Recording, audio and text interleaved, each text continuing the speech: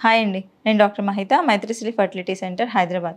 ఈరోజు మనం ప్రోబయోటిక్స్ ఎందుకు వాడతాము? ఇన్ఫర్టిలిటీ మెడికేషన్‌లో చాలా మెడిసిన్స్ బలం అని చెప్పేసి ప్రోబయోటిక్స్ అని చెప్పి ఇస్తూ ఉంటారు.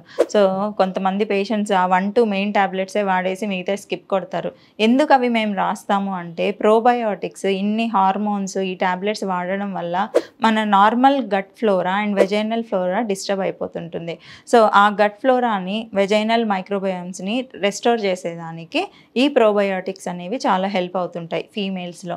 మేల్స్‌లో కూడా sperms oxidative stress, O2 particles వల్ల వచ్చే ఆ స్ట్రెస్‌ని, స్పెర్మ్ ఫ్రాగ్మెంటేషన్ అనేది ఆ ప్రోబయోటిక్స్ తగ్గిస్తుంటాయి. సో, ప్రోబయోటిక్స్ రాసినప్పుడు ఇవి ప్రోబయోటిక్స్ అనేటివే natural bacteria and yeast organisms, live organisms అవి.